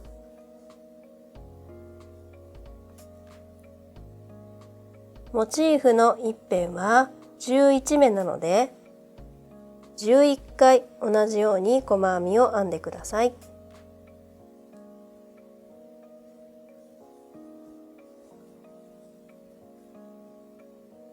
モチーフの反対側の角の鎖編みまで細編みを編み終わりました。マーカーがついている一番最初の目から数えると全部で12目細編みが編まれた状態になっていると思います。この後も同じ要領で編んでいきます。まず縫い目の部分に針を入れて1回細編みを編みます。モチーフの部分は V 字の真ん中に針を入れて向こう半目だけを取って細編みを編んでいきます。モチーフ一辺には11目ありますので、1つのモチーフに11回このように細編みを編んでいってください。同じ要領で段の終わりまで編んでいきます。ぐるっと一周編んできました。一番最後のモチーフの角の鎖編みのところまで細編みを編んだ状態です。この目がこの段の最後の目になりますので、ここにマーカーをつけておきます。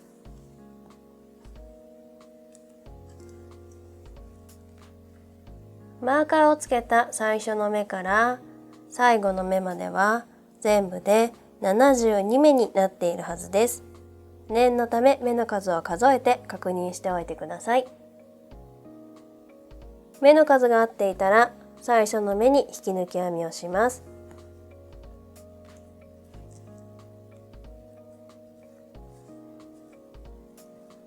これで1段目が編めました。2段目を編みます。立ち上がりの鎖編みを2回編みます。トップの時と同様に、この立ち上がりの鎖編み2目は目の数には数えず無視して編んでいきます。長編み5回、長編み2目編み入れる1回のセットを12回繰り返し編んでいきます。まずは長編みを5回です。最初の目は前の段で引き抜き編みをしたところに編んでください。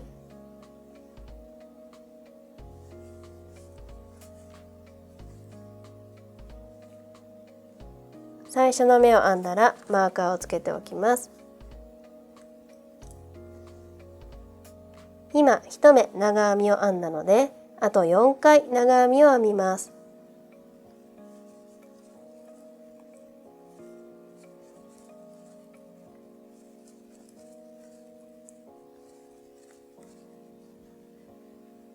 長編み5回編みました。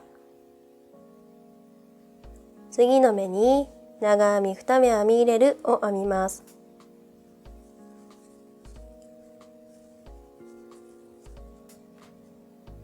これで長編み5回、長編み2目編み入れる1回のセットが編めました。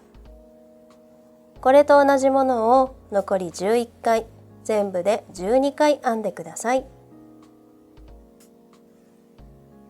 一番最後の目は前の段のマーカーがついている目に編みます。一番最後は長編み2目編み入れるになります。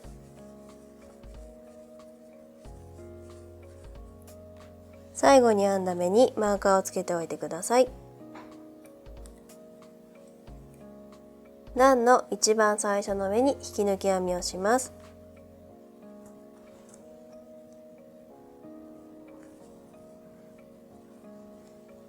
これで2段目が編めました。3段目を編みます。立ち上がりの鎖編みを2回編みます。長編み3回、長編み2目編み入れる1回、長編み3回のセットを12回繰り返し編んでいきます。まずは長編みを3回です。最初の目は前の段で引き抜き編みをしたところに編んでください。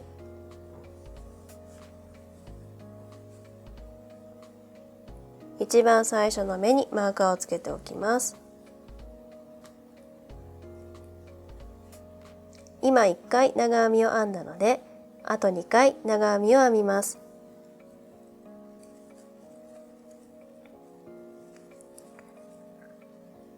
これで長編み3回編めました。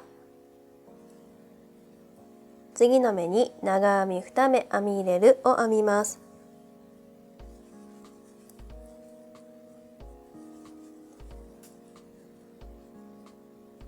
最後に長編みを3回編みます。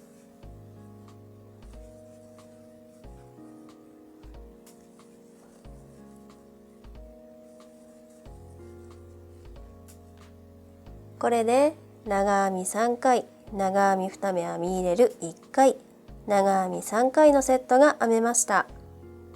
これをあと11回、全部で12回繰り返し編んでください。一番最後の目は前の段のマーカーがついている目に編みます。最後は長編みです。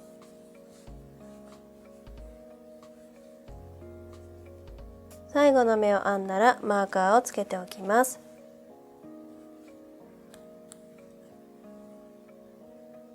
最初の目に引き抜き編みをします。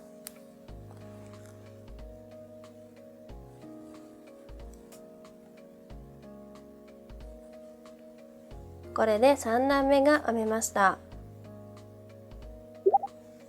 4段目を編みます。立ち上がりの鎖編みを1回編みます。立ち上がりの根元に細編みを1回編みます。前の段の最後に引き抜き編みをした時針を入れたのと同じ場所です。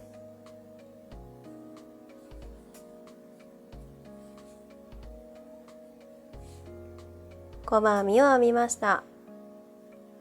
この目が最初の目になりますので、ここにマーカーをつけておきます。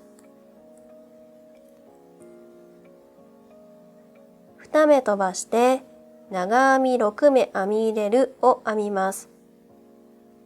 1、2、3目目のところに長編みを6回編むということです。この目に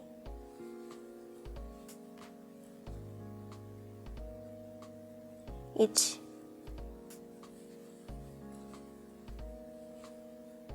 2、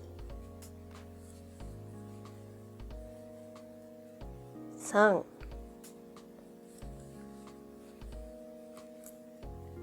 4、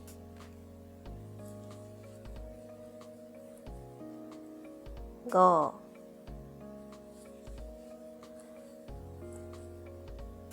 6、長編みを6回編みました。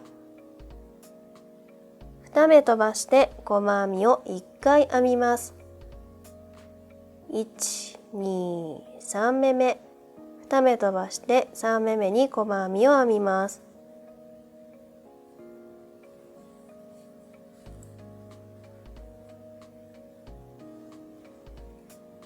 これで一つ模様が編めました。これを繰り返して段の終わりまで編んでいきます。もう一度編んでみます。まず2目飛ばして3目目に長編みを6回編みます。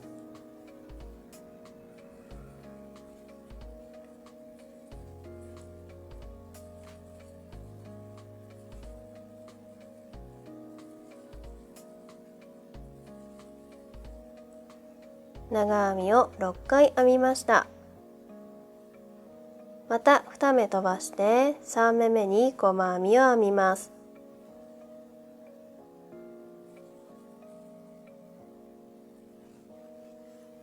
これでまた模様が一つ編めました。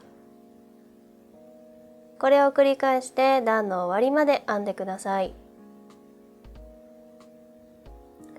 一周ぐるっと編んできました。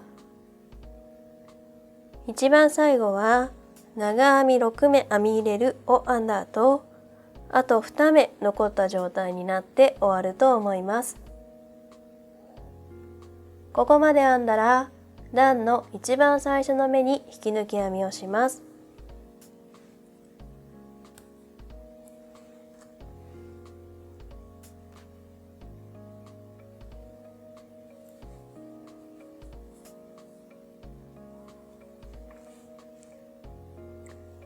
これで4段目が編めました。このマーカーはもう使わないので外していただいて大丈夫です。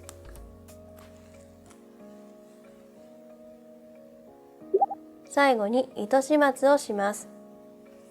針にかかっている糸を10センチぐらい引き出してカットし、とじ針に通します。このまま裏面へ糸始末します。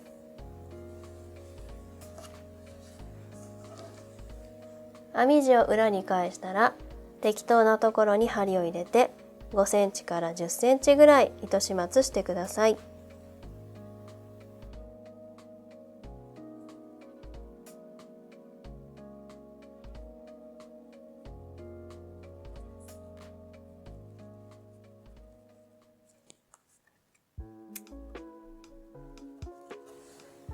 これで最後の部分を糸始末することができました。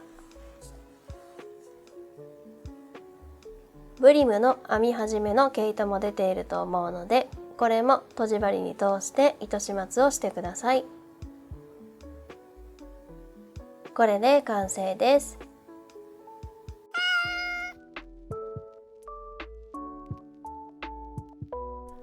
お疲れ様でした。最後まで動画を見ていただきありがとうございました。これからも編み物に関する動画をたくさんアップしていく予定ですので、ぜひチャンネル登録、高評価をお願いいたします。それではまた次の動画でお会いいたしましょう。またねー。